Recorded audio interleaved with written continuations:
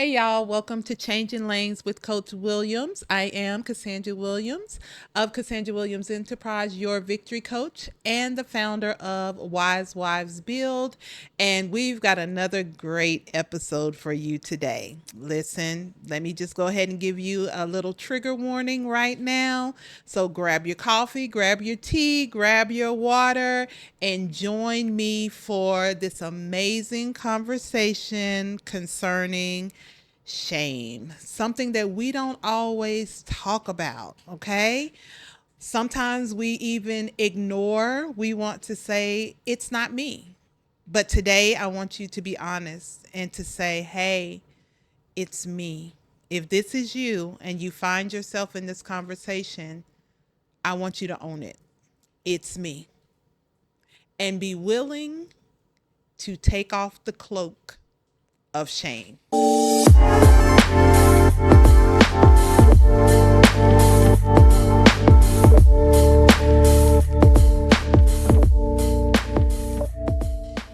All right. So let's just jump right in, okay? So this episode is shame on me. Many of us growing up, when we saw someone being bullied or someone picking on someone else and they felt some kind of way, we would go up and we say, shame on you, right? And so we put it on the other person. But what happens when shame is on me? What happens when we get up and we put shame on like a coat every single day, just like you put on your shirt, you put on your undergarments, your shoes, your socks, whatever it is. And before you walk out of the house, you grab that cloak of shame and you wrap yourself in it. And what is shame? I'm going to give you a definition. Shame is a painful feeling of humiliation or distress caused by the consciousness of wrong or foolish behavior. Okay. So, in this particular definition, we're saying that we chose to do something, and because of our actions and because we got caught or there were consequences, now we feel some kind of way. We feel bad that we did that thing. Okay. So, that's one way that shame gets on us. It's a feeling of inferiority, unworthiness, or a guilt of something wrong or inappropriate. We feel embarrassed. We won't make eye contact with people, right? So that's how you know you're kind of walking in shame. So there are different ways that shame comes upon us, okay? So that's why I said in the beginning, there may be a trigger here, okay? So sometimes it is decisions that we make personally, okay? I knew he was married but he was cute, he was fine, he had a nice car, he had some money.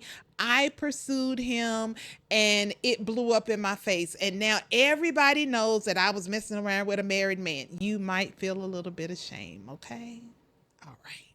So that's one way that shame comes upon you. So now you're walking around with the scarlet letter and you holding your head down. You've went into this place of isolation. Now the other way that shame comes upon us is when things happen to us in our life.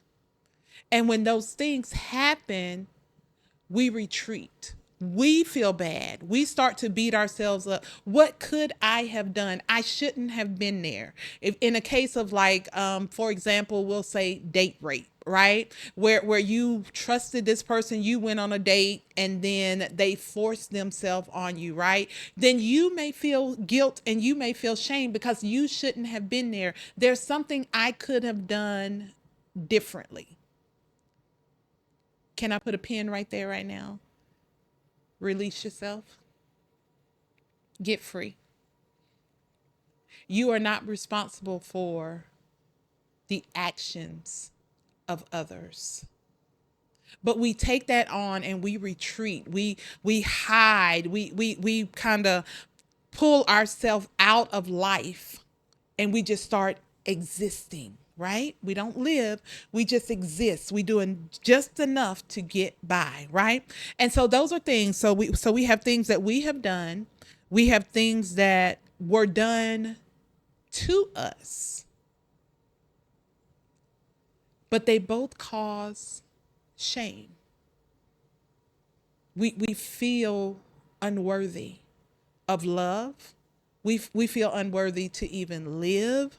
We begin to walk in pain. We have pain. Do you not understand that that shame can cause physical pain inside of your body, that you have all of these emotions, that sometimes that when you go to the doctor and they're saying, you're like, God, doctor, I'm just in pain, right? Do you not understand that sometimes that inflammation is caused by guilt, shame, and all of these other emotions that are trapped inside of your body? We begin to distrust people, places, things. We feel powerless. We begin to become self-critical. We begin to look down on ourselves. We begin to identify all the things that we feel are wrong with us, that someone else may feel like, you know what, that's your greatest asset, right? One of my things was, now I say, hey y'all, right? When I first started doing this, I was like, what am I supposed to say? Listen, I'm a Southern girl. Listen, born and bred from Georgia, okay? So you talk to me long enough, you gonna hear y'all and a southern drawl, okay? I know we're supposed to speak like this and we're supposed to be so pristine and all of that. No, no, right? And so, but here's the thing. When you are ashamed, because I'm not from the big city, I'm from a small town called Beaufort, Georgia. It's big beef, Buford is a place to be now, but when I grew up there, it was a small town. Nobody was trying to get in. Everybody wants to go to Buford High School, where I graduated from, right? But nobody was trying to get in when we were graduating. Everybody was trying to get out. And so as we went, you become self-critical of yourself, because one of the things for me was I would put myself down before you had an opportunity to. Can anybody relate to that? I would say something, I would always find fault in myself before anyone else could point it out. So I was my own worst critic. I can still be my own worst critic now if I'm not careful, right? So let's talk about it, right? Let's just bring it home to a practical example, okay? Me doing this podcast, Changing Lanes with Coach Williams, right? Y'all see these arms? I got my arms out and all of this. Do y'all know how much I used to didn't like my arms? Because I was so ashamed. I would body shame. I would do all of these things. I've always been a big girl. I always thought I was the biggest girl in the room. All of these things. Oh, I'm free now. Don't worry about it. I is free. I loves me some me. I love me some me, okay? Southern drawl, big arms, big girls rock, okay? All the sexiness, okay? I'm just saying. And it's not a front, it's not a facade. I really do love me, imperfections and all. But when we started this, I was okay with doing the podcast because I was like, ooh, it's audio. But when she said, okay, and you're going to do a YouTube channel, I was like, wait, what? Because now, guess what? I have to face my friend, the camera. And guess what? Guess what? Guess what happened? The very first day of recording, y'all probably did not pay attention, probably didn't even notice it. But I had a big old bump right there on my forehead. And I was like, I'm going to cancel. We're not doing it. We're not recording. I cannot go on this camera with this big bump on my forehead. And I had to take a breath and I had to say, no, you are going to go on there. You are going to do it because nobody's going to be paying attention. They want your message. They're not looking at your imperfections. You don't have to be perfect because perfectionism is a byproduct of shame. So all of y'all that deal with perfectionism and be like, I just got it. No, there's a little something underneath the surface that might be hiding, that somewhere along the lines, you messed up. You didn't do something right and somebody made you feel bad. And so from there, or you were trying to get the attention of someone. Because when you deal with trauma, when you deal with different types of experiences, we have a fight, we gonna fight response. That's where we gonna stand our ground. We have a fright response. That's where we just frozen and paralyzed. And then we have a flight response where we're gonna run. Like, I'm not dealing with this, I'm gonna run away, right?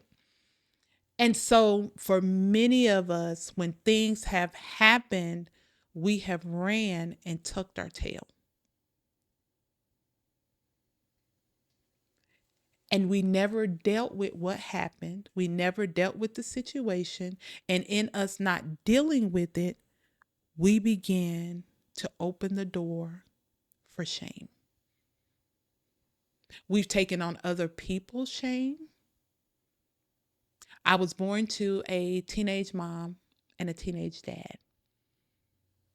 And they loved me, they wanted me, but I was born in a time where it was not popular to have a baby at 15. It was not popular. And so my mom felt a little bit of shame of being a teenage mom. And I took all of that on. She free, we good, okay? We talking from a healed place. We not spreading no tea, all right? But when she first started to get free and be able to tell her story, I began to pick up the shame. The shame that she was putting down, I was picking it up because what I didn't hear the freedom. I heard I wasn't wanted. I wasn't loved. I was a mistake. I didn't hear the faithfulness of God. I know it now. But as a teenager, as a little girl, listening to that, I heard something different. And so for many years, I took on that shame. I wore it like a coat. It showed up in my weight. So, how does it show up in your life? Eating disorders. If you have a problem with overeating, you have a problem with anxiety, you have a problem with substance abuse, codependency, you put everybody's feelings above your own, stomach pain, depression, low self-esteem, um, lean in, y'all listening? Procrastination. You wondering why you can't, you just can't. Shame. It's not all fear. Fear is a part of shame, right? So all of those run together. So you're sitting there like, I keep doing a schedule. I keep doing this. I keep doing that. You've done all the things. You've done the blocking. You've done this. You've done that. And you still can't get it done. It may be something deeper. Okay. So what happened? So I told you the story about some things that happened to me. Let's talk about a scenario that happened in college where there was a young man, there was an incident, and I became a shell of myself. And every time I looked at him, I felt ashamed. I couldn't make eye contact. I wasn't eating. I wasn't sleeping. I wasn't doing any of that, right? So many people would look at me, and so for a minute, I was a victim, okay? But who am I? I am the victory coach, right? So I'm not going to leave you in that place of victim, right? That's why I don't I don't like that word. We are victorious. So one day I made a decision. I was like, because whenever I was going into the cafeteria, if he was in there, I wouldn't go eat. So I wasn't eating, I wasn't sleeping, I wasn't doing any of that. But guess what? One day I was like, you know what? No, enough is enough. So I walked into the cafeteria. He was with all his friends. He made eye contact with me, and normally I would drop my head, and they was kiki kayaing, and they was laughing, and they was doing what boys do. And you ever had to square your shoulders? And I made eye contact. And in that moment, my head tilted. I was like, what? And when my head tilted, his head dropped. In that moment, I had taken authority over shame. Hey guys, it's Coach Williams here, and I'm here to talk to you about the Great Exchange Women's Empowerment Weekend. So, why do I have bricks and keys in my hands, right? Because sometimes we have to be willing to lay down what we have been carrying to be able to accept, right? We got to be able to accept the keys, the things that God has for us. And these two keys represent our access and our authority. So October 11th and 12th, we are going to lay down the heavy stuff and we're going to pick up our access and our authority. This year's theme is Becoming One. I want you to meet me October 11th and 12th in the Atlanta area, the Peachtree Corners area, to be exact, for a weekend of fun, friendship, and fellowship. There'll be tears, there'll be food, but listen, I promise you, you'll leave transformed. In that moment, he was no longer powerful. I was. I had taken back my power. Now, some of you may never be able to have that moment that I had in that situation where I was able to look at him and be like, what? If we gonna do it, we gonna do it right here, right now. What we gonna do? If this is a conversation we're going to have, let's have it, right? What if you don't get to have that situation? What if you don't get to have that moment? You can have that moment. You just may not be able to do it face to face with the person. Listen, listen, and hear my heart. Please stop letting people hold you hostage from the grave. They're not going to come back. You're not going to get closure. They're gone. So what do you need to do to move forward? And so sometimes you may have to journal. You may have to write that thing out for yourself, right? Listen, say everything that you need to say or wanted to say. Get you a balloon, write it, and release that thing. But get it out. Whatever it is that you need to say. God asked me a question one day. I was standing in the pulpit, and he said, can you move forward without an apology? What if they never say I'm sorry? Because sometimes you're waiting for an apology that may never come. So if I could not move forward without an apology, I was going to be the one stuck. They were going to be able to live their best life. So we're talking about this feeling of distress, humiliation that we carry with us, right? And sometimes it's because we don't feel like we're perfect. Remember that perfectionism that I was talking about? Sometimes we just need to sit in the fact that I'm imperfectly perfect. Flaws and all, big arms, little legs, whatever that thing may be. Okay, listen, it's okay. So what? You got a round head. Okay, you ain't got an hourglass. Okay, it's okay. In a world that we live, listen, in a world that we live in, where, listen, y'all mean to tell me these little, they have. I was watching the news. Y'all, why is there a shortage on weight loss shots? What are the people out here doing? What y'all doing? What's going on? Listen, the side effects ain't worth it. Now I get it if you need it, But some of y'all, listen, I just need y'all to work out. I need you to watch what you eat. Stop taking the shots and eating what you want to eat. That is that, listen, ma'am, sir, stop it. Okay? Let's get disciplined in this thing, right? Eat right. This body will heal and do what it needs to do. Eat right, work out, move. Just listen, just move in some capacity. But plastic surgery is still at an all-time high. What are y'all doing? Why y'all got to do that? Why we just can't be okay?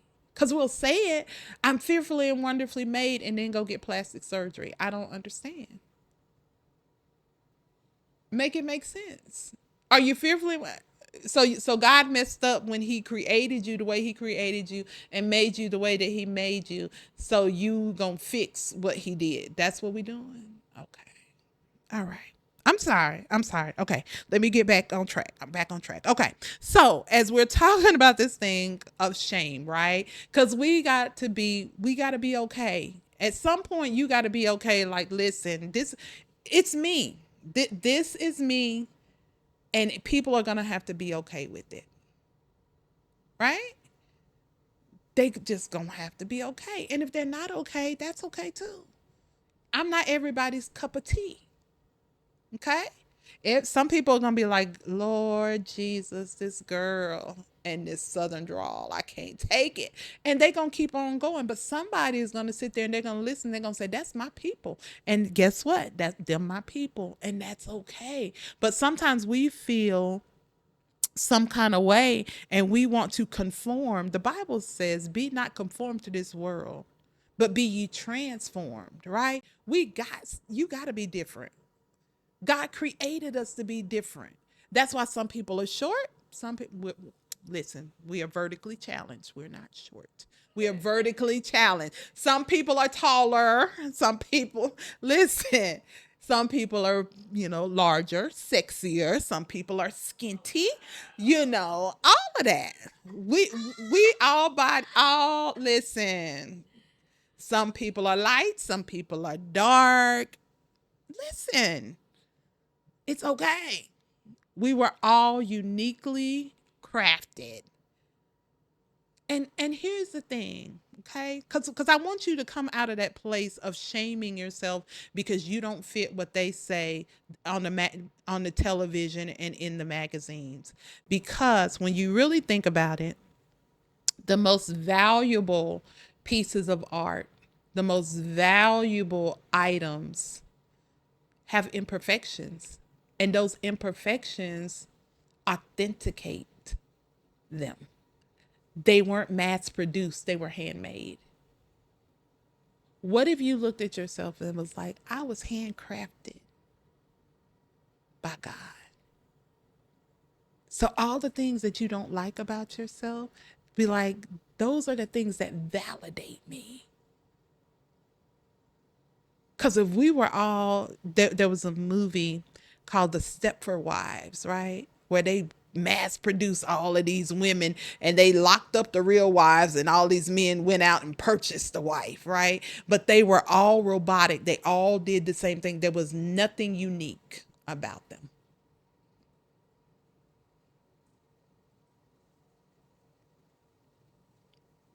I've been married for, it'll be 26 years this year. Guess what? He needs me. He needs the uniqueness of who Coach Williams is. Because when I don't show up as my authentic self, when I start showing up as somebody else, he be looking at me like, girl, who is that? Who, who, who is that?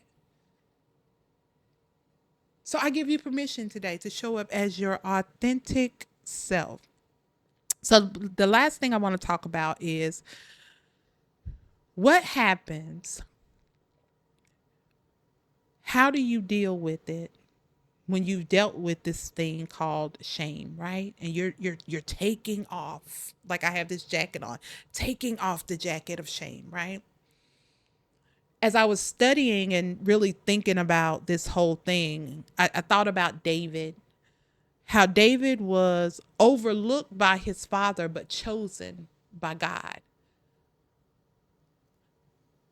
When Samuel came to Jesse's house, he said he brought all the other sons out, and Samuel was like, "Is there another?" Because none of them. And the minute David walked in, God said, "That's him," and he didn't quite fit the bill as far as stature. He didn't really look like he was ready.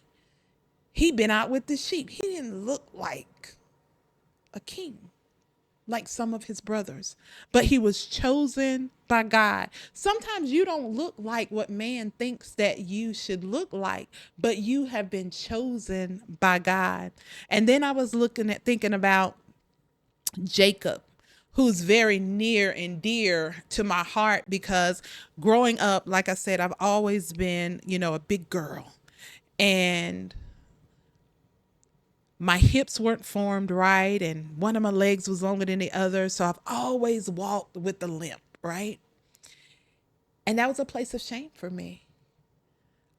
For many years, most people didn't really pay attention because that's how they've always met me. And then once I started going into different circles, they would come and it was, well, why do you walk like that? What do you mean, why do I walk like that? I've always walked like that. I don't know. And finally, one day I went to the doctor and I said, well, why do I walk like that? You know? And I could have done shoes and other things, right? So let's fast forward. March, I was like, cool. I had this miracle experience and I was like, okay. And it's gotten better because I'm strengthening my muscles and, different things. But y'all listen, I've walked like that for 50 years. So in one day I was supposed to stop. I had to process that. Listen, I had to process it. I got a bona fide miracle. I am 90 days pain free. Praise the Lord. But when I get real tired and my the muscles start screaming at me like, girl, what are you doing? We ain't worked in over 25 to 50 years and now you want us to do what? And I'll start swaying. And as I begin to watch people, I said, look, they sway when they walk and they walk like this. And I began to study people. Everybody has a unique way that they walk, to be honest. That's unique to them if you really watch and pay attention.